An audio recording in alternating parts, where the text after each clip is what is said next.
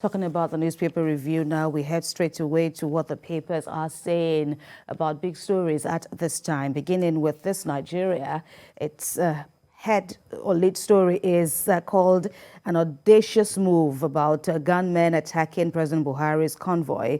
Advance team heading to Daura for Salah Garba, who calls it a sad, unwelcome development. That's for this Nigeria. It's also the big story in Blueprint. 20 months after Kankara attacks, terrorists opened fire on presidential convoy. Injured 2. Security agents countered. Sad and an unwelcome development. That's according to the presidency. The team arrived Daura ahead of Buhari's Salah visit. Blueprint there. To Nigerian Tribune, still talking about the attack on President Buhari's advance team in his home state, Katsina. Ambush, kill air commander and one area commander, I should say, and one other. Of course, it's also a tale of woes, this time in Plateau State, as 12 are killed as bandits, vigilantes clash in Plateau State. That's Nigerian Tribune. Let's go to Daily Trust. It's all talk about the presidential convoy that was attacked in Katsina State, 2 injured. That's for Daily Trust. Let's check out this day. The next, there are a splash of stories on this day. But of course, the big story is about the reported deaths and 2 injured as bandits attack Buhari's convoy en route to Daura. Bandits kill Assistant Police Commissioner in Katsina State. And there's a mention about the Kuje prison attack by gunmen as well. Vanguard is next. Salah is coming, but then while people are talking about buying rams, the big story at this time remains the attack of President Buhari's advance convoy, security convoy. The team was on the way to Katsina to prepare for the president's arrival. Military, police, DSS personnel in convoy repel attacks. And a further writer goes on to say that Katsina Daura Emirates suspend Eid el-Kabir Doba over insecurity. That's also in the Vanguard at this time. First news, Katsina bandits on the rampage opened fire on President Buhari's convoy, injured 2. That's first news. Leadership is leading with politics. APC asks for extra time to tackle security challenges. The ruling APC there quoted asking for extra time to tackle insecurity. Daily Sun also leading us to yet another interesting twist in politicking ahead of the general election. Vice presidential slot, APC LP, NNPP, others step up consultations, intensify search to beat INEC deadline. Obi Kwakwaso talks collapsed on June the 15th. That's according to Ume. Vice presidential slot, though, of course, the drama continues. The Guardian is also leading with a report on PDP awaiting Atiku Ayu to settle crisis. Okowa, PDP allegedly or already mending fences, issue of my certificate politically motivated. We won't beg Wike, says PDP BOT member who met Rivers governor in Turkey. Drop Okowa as running mate, lose Igbo votes. Ohaneze youth warn Atiku and the PDP. We'll talk about that in a moment. Let's go to The Nation. Of course, there is some talk on the front page about preparations for the Osun governorship election. Police boss not sacked. Oshogbo monarch warns against violence. And ZLP candidate alleges pre-election vote buying. But then the bigger story there is Rivers Governor Wike rejecting one-on-one parley with Atiku over crisis. Rivers Governor reportedly asks team to negotiate with presidential candidate. There's no end in sight there to the crisis in the PDP. The Punch, COVID-19 cases jump by 67% in 2 weeks. Lagos Nigerian Medical Association and Resident Doctors Association warn against laxity, demand protective measures. Coronavirus not on holiday, it's still around. This according to groups and medical experts, including virologists. The Nigerian News Direct is leading with reports on alleged unpaid debts. Oshibodu Dantata lose Benin, Kano, Kaduna Discos to Fidelity Bank and Afrexim. That's a spotlight on the power sector. Business dailies are next. National economy says absence of cargo evacuation system threatens viability of Lekki Deep Seaport.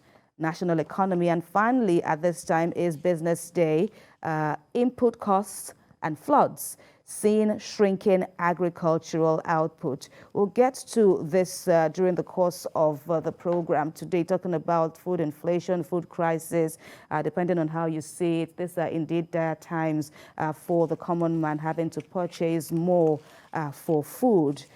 In Nigeria. Of course, this has been a lingering problem. But then let's talk about this COVID-19 rise or growth, depending on how you see it. I saw it in the papers yesterday how that yet another cause for worry. COVID-19 is not on holiday, it's still around. With this kind of hike or increase or the surge in these cases, then one needs to, I mean, we have to go back to that point where we apply caution. I know that for most of us, we are guilty of it. We have thrown away our face masks. We have thrown away all of the measures put in place by health experts and all. And the virus has not been completely defeated. I know that some of us have been vaccinated. I've received both jabs, the first and second. You have to do the booster. And we have to do I also have to do. I also have to do that. And I think the most important thing is that we have to come back to that point where we get to adhere to some of those protocols. I mean, I think if we do that, if we try to go back to that, then we would probably see how these cases would be reduced. I'm also not happy that the virus has been with us since February 2020, more than 2 years now. And the continent, Nigeria as a whole, the biggest or largest black nation in the world, has not been able to provide any sort of vaccines. We've depended, and we're still depending on the West. I feel like their vaccines will not work on our own. You know, we are uniquely made, so to say, as blacks, and what works for them may not necessarily work for us. That's what I think. I mean, if Africa had gone through what Europe went through with this virus, I'm sure the story would have been different. But because somehow we are very unique, we are really strong, we are wired differently, I think, you know, we didn't see the kind of number of deaths. I mean, in the US, for instance, we saw deaths in millions. And this despite the projections for Africa, where it's of course no news that our health facilities in Nigeria and generally in Africa is, you know, basically dilapidated. Well, we are talking about the surge of COVID, but the real deaths are happening outside COVID. That is why we are not that concerned in the country, because the real deaths are happening. Look, we just saw the death of just mourning the death of Bakindo. You know, it shows that the thing goes up. That does not discriminate. This is James Shirley who said, "Death lays his icy hands of kings, as scepters and crowns stumble down." So that is what happens with death. And the disease is fatal until big names start dropping. When names like Ajimobi and the chief of staff died, we got a little frightened. But after that, we thought that it was gone. It was indeed a humbling moment. It was a moment of temporary. It was temporary humility, so to say. That's what we had. But then we went back to our usual lifestyle. And but some people said that there's something about. I wrote a piece actually for the Washington and the New York Times that time, when people were writing all kinds of things why it's not happening in Africa, coming with all kinds of theory. I told them, you guys have not even taken time to really research Africa because you guys are not interested. Because, you know, you've not looked at our diet, you've not looked at weather, and whether there's something about, will I call it extant immunity developed over years of Lassa fever malaria and all of that probably have even the given basic us, fever, yes, even the basic fever. because we have it all the time. We seem to have a shocker inside us. You know, Maybe nobody knows. Everything is still speculative. Yes. But nobody has taken time to really look at Africa, because they had said, oh, even Bill Gates said it, that, oh, Nigerians and black people will be dying like flies all over the place. Absolutely. But some people say it is divine protection. That is where we hide when we have no clear answers. That is always our default. That seems to be our default, our default answer. Shows that where was the divine protection? What was the divine protection in AIDS and Lassa fever in what they call it? Ebola. Ebola, and all those diseases. Where was the divine protection? Ebola was also a terrifying, I was just going to mention that. phase. We also do not invest in research in this part of the world. I mean, we play down on it so much. When you look at how much is attributed to research in this part of the world and in the continent as well, I think it's really, really sad. It's pathetic. It's really, really terrible. So I think we need to do more in terms of our research as a continent. I mean, since 2020, if we had probably invested so much in research on the health sector, I'm sure that the story probably... We spoke about education yesterday and how little we invest in education. If you don't invest in education, how will you know the value of research? I mean, it's just... And some things are, or basically most things are not, overnight results. So many things has to do with development, call for research, call for, intensive planning, and of course investments cannot be negotiated at this time. Of course, then insecurity, we see that, being playing out in the papers. Specifically, we've talked about the attack on the president's convoy. We talked about the attack at Kuje prison. Now, of course, worrying. Of course, this is not the first time. In Anambra State and in the East, there were stories of attacks on correctional centers, even here in Lagos too, at a time. But APC, the ruling party, is asking for more time to tackle these security challenges. No state is immune. And of course, governors have bemoaned the fact that they are basically helpless because... How much time do they need? The only time they need is the time that they are given their tenure lasts. So you have from now till the next election cycle to do it. Some have even rolled out hopes. Some have rolled out hopes of any positive result coming out at this time, because at a point it's a lame duck time. Absolutely. At a point now, it seemed like everything was on autopilot. All eyes were on politics. And interesting times politicking this time. APC, LP, NNPP. This is from the Sun, Daily Sun, saying APC, LP, NNPP, others step up consultations, intensify search to beat INEC deadline. Obi Kwakwaso talks collapse. Interesting twist for the NNPP LP consultations. Over the weekend, up until last night, there were talks of, okay, we had given the vice presidential slot to Peter Obi, and now we hear the talks have collapsed. Well, they were going to collapse. I mean, there was no way Labour Party You were pretty sure. NNPP, I remember you were pretty sure that we're going to come together, because Kwakwaso will not see this position to anybody. It is his party. He formed the party, he can't give it to another person.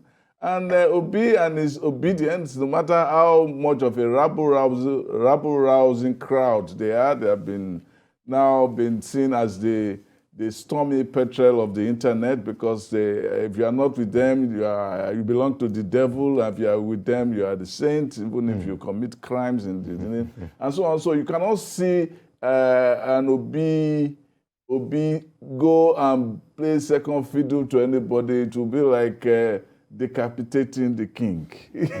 So that was what that has to be seen. And even Ohanes, I don't know, IPOP came out. Powerful. That's the name of their scribe or their spokesperson.